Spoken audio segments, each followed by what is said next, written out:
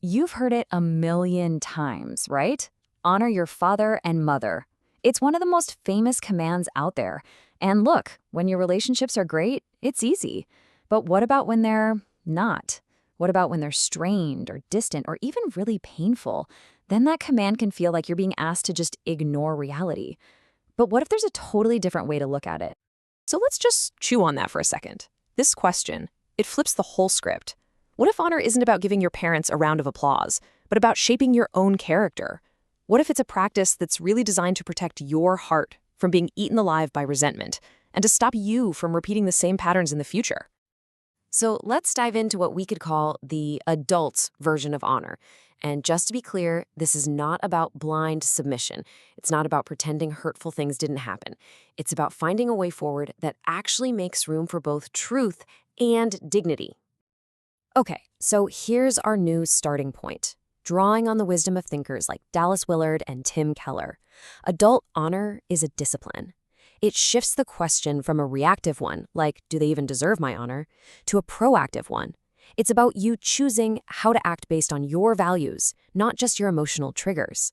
It's really about keeping your own soul clean, no matter what's happening around you. Now, this slide is so important because it draws a really clear line in the sand. On one side, what honor is. It's about preserving dignity, and notice that's yours and theirs.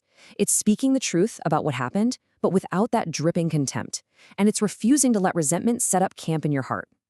But look at what it is absolutely not. It's not submitting to disrespect, it's not denying harm, and it's definitely not abandoning yourself just to keep the peace. And psychologist Harriet Lerner just nails it with this quote: honor isn't about protecting some fragile family image if it costs you your own integrity. You know, sometimes the most honorable thing you can do is just state the truth calmly and then step off the dance floor. Just refuse to participate in that destructive dance anymore. Okay, so this brings us to our first really practical skill. If honor means we have to tell the truth, how in the world do we do that without it turning into an attack? Well, it turns out the key is all in the language we choose. This distinction from Rabbi Jonathan Sacks is just brilliant. Saying, my father was emotionally absent is a statement of fact. It describes the impact on you. But calling him a monster, well, that's a character assassination. And as he says, it invites the soul into hatred. The first path leaves room for healing and dignity.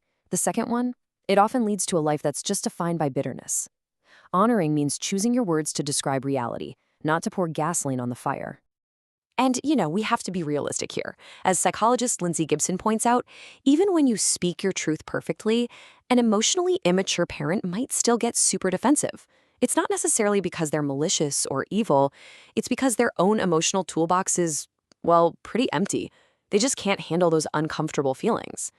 Now, understanding this doesn't excuse their behavior, but it can help you go into these conversations with more realistic expectations, focusing less on getting the perfect reaction and more on just calmly stating your truth.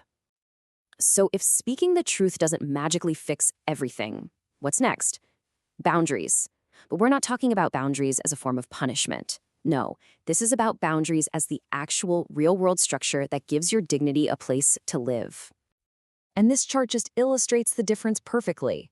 A loving consequence, or a boundary, has one goal: to stop the harmful behavior so the relationship can be safer. The message is, I need safety. Revenge? Totally different goal. It wants to make the other person hurt. Its message is, I want you to feel what I felt. You can see how one creates a tiny opening for repair, while the other just guarantees things will escalate. So, how do you actually do it? This simple 4-step framework is your guide. First, you state your decision calmly, no drama. Second, you use I will statements. This is key. It's about what you will do, not what you're trying to make them do. Like, I will end this call if the yelling starts. Third, no insults, no diagnosing. And fourth, and this is the hardest part for sure, you have to follow through every single time. Consistency is what makes a boundary real. And here are some fantastic, powerful examples from experts in the field. Did you notice the pattern? They often start with connection before stating the boundary. I love you, and. Or I want to be with you, and. They are incredibly firm, but they're not cruel. They communicate respect for yourself and, believe it or not, for the other person too. That's the essence of an honorable boundary. All right, let's get into our final section. And honestly, this is the biggest shift of all. This is about making that internal pivot, moving away from a story that's all about your past grievances and turning toward a new story focused on the future legacy that you are actively building right now. And this is the absolute heart of it. Real healing isn't just about understanding what happened to you, it's about taking full responsibility for who you become in spite of it. It's that critical moment where you decide to stop letting your parents' limitations define the boundaries of your own life. Now, a big part of this shift is appreciation, but not in the way you might think. This isn't amnesia. It's not pretending bad things didn't happen. It's about developing the adult capacity to hold two things at once. You can be brutally honest about what was missing or harmful while also acknowledging what they did provide, however imperfect that was. It's about seeing the whole messy picture without slapping on a fake smile of forced positivity.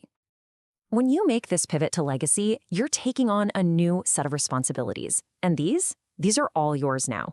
The most fundamental one is this: do not become what harmed you. From there, it's your job to design a life that actually supports the person you want to be, to live by your values even when it's hard, and to own your attitude. The goal is to let your understanding of the past create better habits, not just better excuses. Wow, just let that quote from Ryan Holiday sink in for a second. It's such a powerful challenge. It's a call to live with so much purpose and integrity that your life becomes its own explanation, one that simply can't be boiled down to the story of what happened to you. And in that same spirit, Viktor Frankl, a man who survived the absolute worst of humanity, tells us to make our past a chapter, not the title of our book. Yeah, the past shaped the plot for sure, but it doesn't get to define the whole story. You are the author of what comes next. And that's really what this all boils down to. True adult honor isn't about trying to go back and rewrite history. It's about picking up the pen right now and authoring a future where you are no longer controlled by that history. That is the ultimate act of dignity. It's the ultimate act of freedom. So we end with this question for you. Your past is written. It's a fact that can't be changed. But your legacy, that's a choice. It's a choice you make today and tomorrow and the day after that. By choosing truth without contempt, boundaries without revenge, and responsibility over resentment, you're not just honoring your parents in the most mature way possible. You are building a legacy for yourself that is truly worth honoring. So what will yours be?